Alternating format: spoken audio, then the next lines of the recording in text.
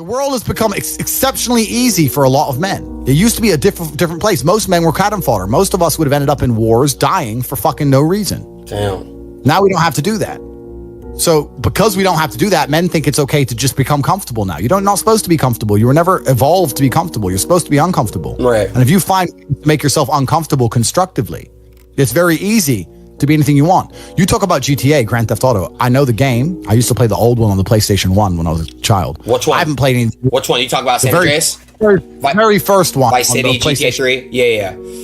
Oh, the very, very, very, very first one, like 1994. Okay. Old school. Okay. But I've never played any of those games, but I find it amazing that people will sit there and spend all their time upgrading that character, making as much money as they can, getting the best guns, getting strong, getting some hoes, meeting important people, getting the best car. They'll do all that in a game, but they won't do it in real life. I find that incredible.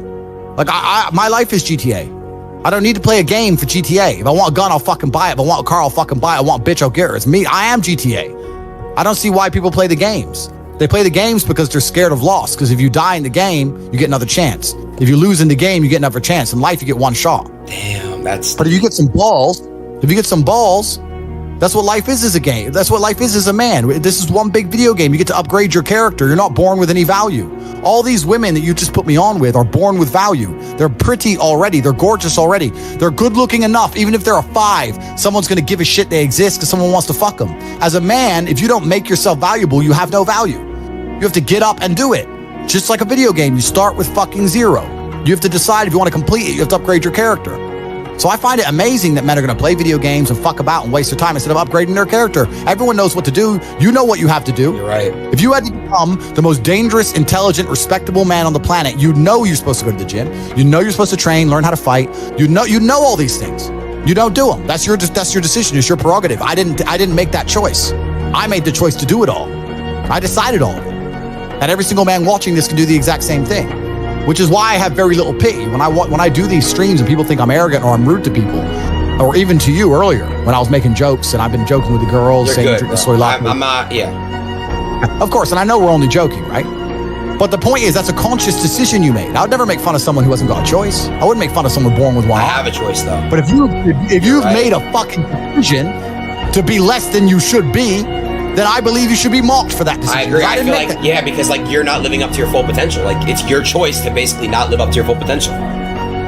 Completely. And me as a man, when I put myself through hell, when I have had such exacting, such stringent standards for myself, why would I then have less exacting, stringent standards on the people I meet? Damn. Why would I put myself through hell to be me and then meet someone who didn't put themselves through hell and then treat them like my equal? No, fuck you.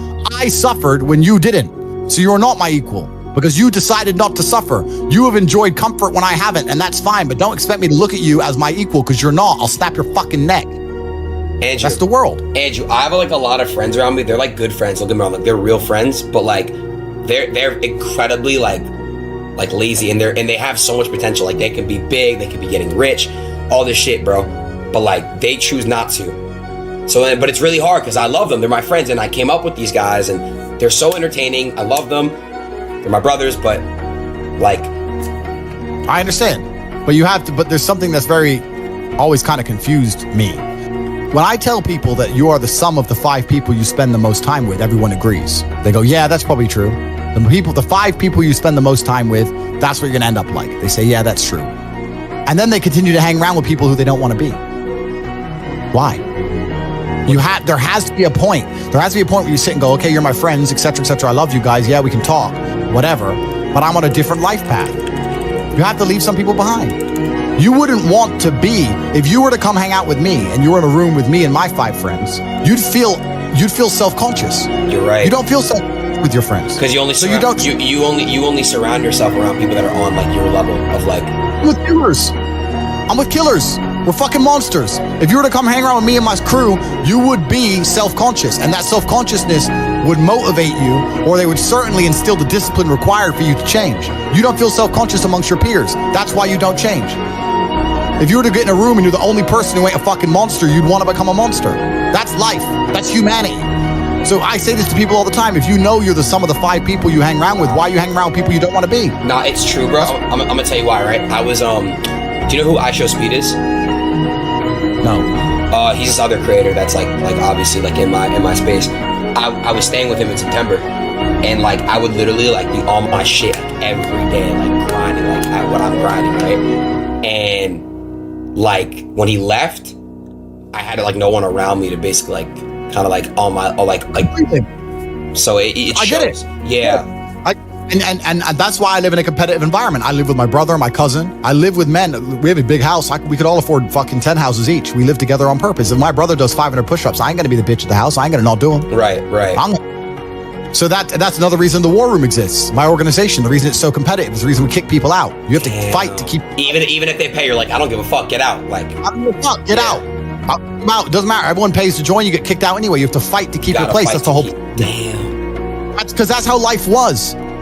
If we were still in the animal kingdom, the lions that you see on TV, they weren't just born big lions. They had to fight other lions. They had to fight to get that antelope.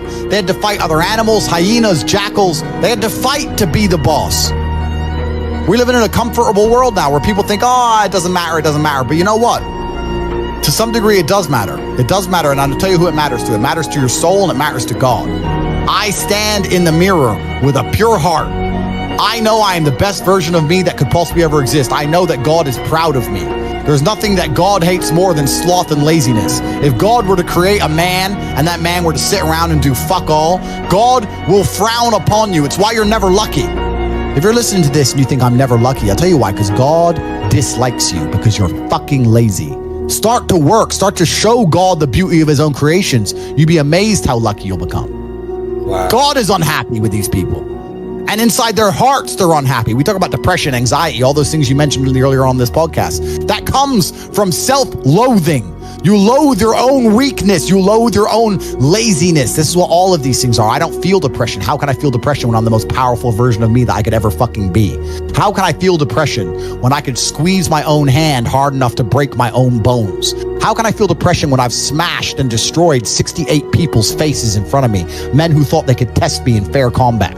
How can I feel depressed? It's impossible. Do you understand? Bro, you got like the best fucking mentality, like brain, like ethic I've ever seen in my fucking life. What the fuck? Everything you're saying is just like that you've said. It's literally facts. I agree with like 100% of everything. So why do we? Okay, here's another question. Do you notice that like human beings naturally we don't care about things until it's gone? Like we don't appreciate what we have until it's gone. Do you know that? You know what I'm trying to say? Like appreciation. Like, correct. Why is that? Why do you think that? And do you feel that way? Like, are you very grateful? Are you appreciate what you have? Like, you know how to speak on that?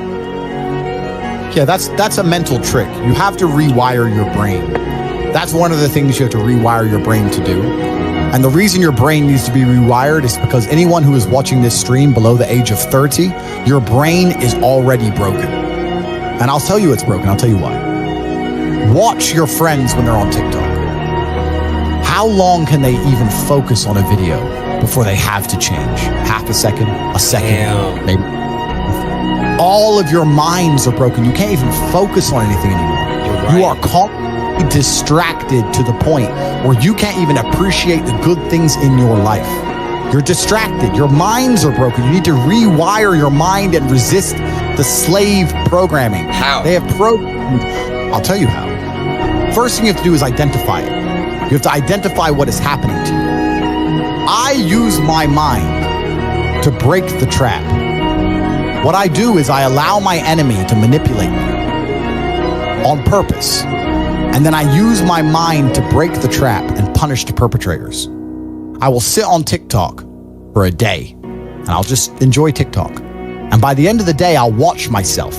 How quickly I'm looking to be entertained, how little time I give a video, how fucked up I am.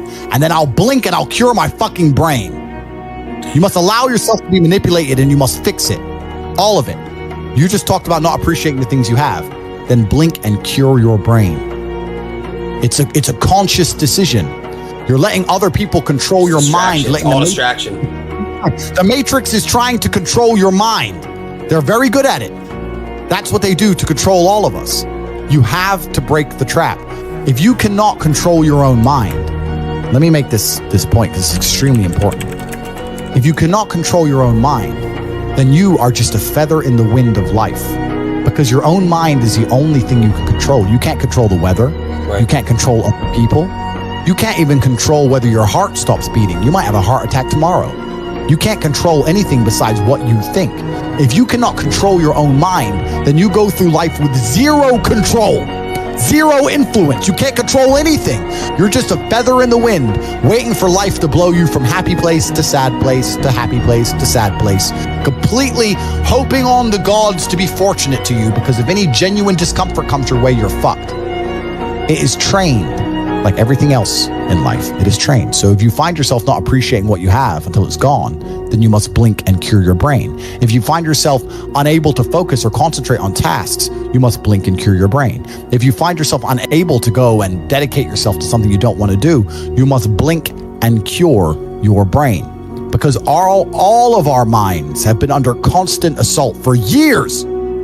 The way the mind functions, the way people interact has changed so significantly in the last 10 years you wouldn't believe. If you go to a party today as opposed to a party 10 years ago, they look completely different. People are acting differently. People are on their phones now than ever used to be. Even now, people will go to places only to get an Instagram picture, even if they don't enjoy the place. Wow. It's all about pretending they're having fun as opposed to actually having fun. The entire paradigm of society and how we interact has now changed.